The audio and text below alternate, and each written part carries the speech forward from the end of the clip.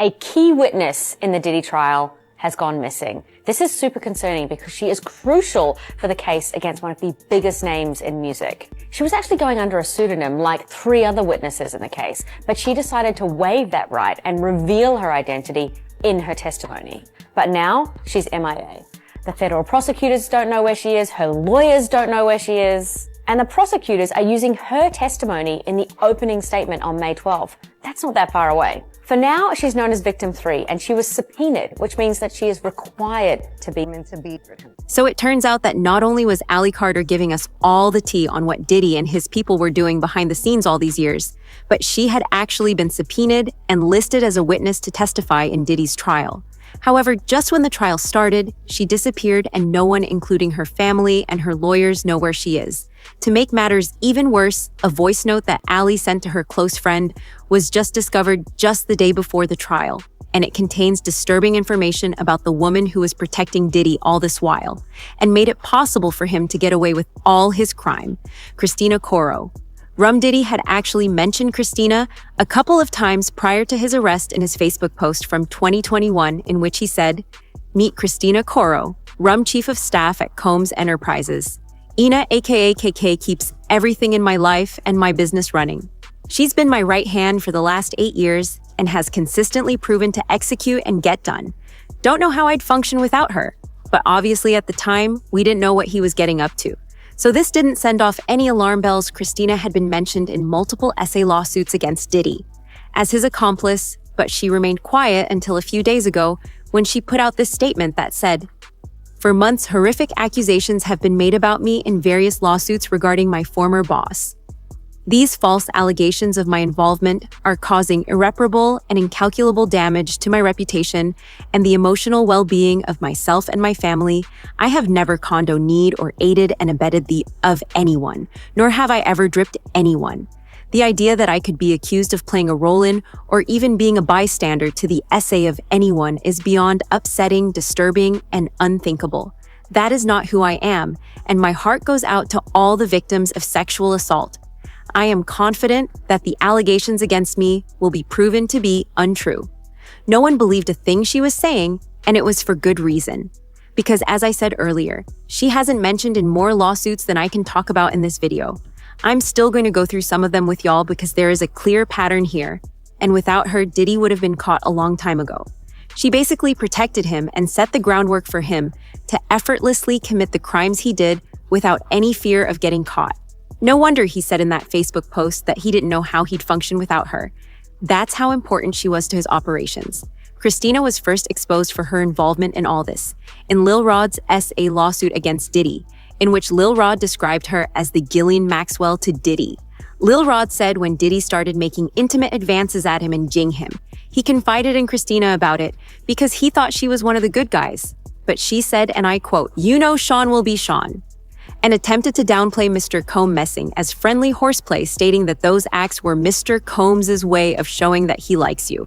He also said Christina managed all aspects of Diddy's personal life, including paying hired sex workers for him as well, as making all his employees carry a fanny pack filled with different kinds of illicit substances, including GHB. Another lawsuit, Diddy's former senior executive Phil Pines accused Diddy of battery and intentional infliction of emotional distress. And of course, Christina was right there to cover it up like she always does. Phil said he once saw Diddy kick a woman to the ground outside of his house. Diddy told the woman, "I told you I was crazy," before kicking her in the stomach. He then made the poor woman go topless by demanding for her to take off her sweatshirt.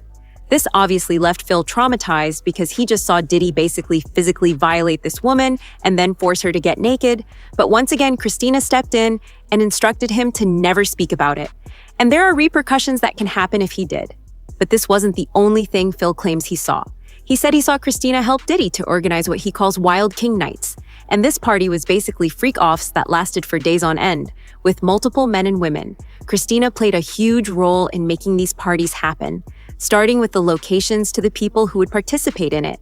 He says after Diddy told Christina that he wanted to have one of these Wild King Nights, sending him on a mad dash to set up hotel rooms with baby oil lube, male libido pills, Plan B candles, mood lighting, and a variety of toys. Christina was also mentioned in a third lawsuit filed by a woman in San Francisco last October, and this was actually the lawsuit that made her finally put out that statement I read to y'all earlier of her denying the allegations. The woman claims she met Diddy through FaceTime back in 2018 when a man she met outside a bar got on FaceTime with him to flex that he knew famous people. However, she wasn't really a fan of Diddy and made a comment during the call about Diddy being behind Tupac's death, to which he overheard and angrily told her she would pay for saying that to him. Fast forward to a few days later, the man she met at the club set her up by inviting her over to his house to help with his cancer medication. So she went over, and that's when Diddy and Christina, along with his entourage, trapped her and did some disturbing things to her. Diddy then held a knife to her face and threatened to give her a Glasgow smile.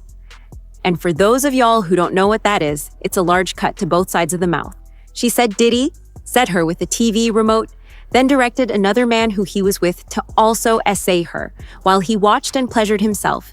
He also made 4 other of his people essay her, and this whole time, Christina watched and waited for them to finish so she could clean it up. Once they were done, Christina gave her an unknown pill to swallow, and they continued to essay her again. She managed to escape at some point during the essay and ran out of the house and started screaming for help, which prompted one of their neighbors to let her into their house and to call the police. She was able to escape eventually and ran out into the streets yelling and screaming, and a neighbor heard her because this happened in a quiet suburban neighborhood. So there's a witness? Yes, we have a witness because as she's running out the house yelling, a neighbor saw. However, even after making the police report, the police didn't do anything about it, and that's because Diddy had obviously paid them off. This was something he did to a lot of his victims, and that's why it took someone as famous as Cassie to file a lawsuit before he was finally incriminated. Fast forward to this year, another essay lawsuit popped out, and it also involved Christina. This lawsuit was by an up-and-coming artist called Seven Guzzle, and she claims she was supposed to be under a mentorship with Diddy, but he spent the entire time saying her. The suit read during the first instance of Combs forcibly compelled plaintiff to perform oral before her. This occurred without her consent, and despite her explicit refusal to engage in any acts with him, the lawsuit states, and now while all this was going on, a name that's kept being brought up was Ally Carter because she's been spilling the tea about Diddy's behavior for a while, and everything she has accused him of is what these people are also accusing him of. However, Ally recently disappeared, and it's now being alleged that she was set to testify as a witness in Debbie's trial. Just a few days prior to this, Ally went on live, frantically crying to tell people that she was scared for her life and for her family's life because some armed men who were hired to unalive her broke into her house and turned the whole place upside down. She even went as far as name-dropping some of the people who she believed were behind the attack, and according to her, these people leaked her address and paid goons to come after her. You get pressured, attacked, stalked, and hunted down for your own information. You get abused and re-victimized again by people who wanted to argue a back and forth this week like that fucking mattered. Okay, you had Stu Peters and Timothy Charles Homestead going back and forth, and nobody has even bothered. Not that I give a damn, and not that I understand that you guys are gonna be that selfish, but nobody has bothered to apologize for all the hell that has happened. But you guys were arguing back and forth, and in that meantime, we lost our home. You don't believe me? Here you go. What once was a full house, we were still paying rent on our house. What we were doing this whole time was moving everything because our house is gone.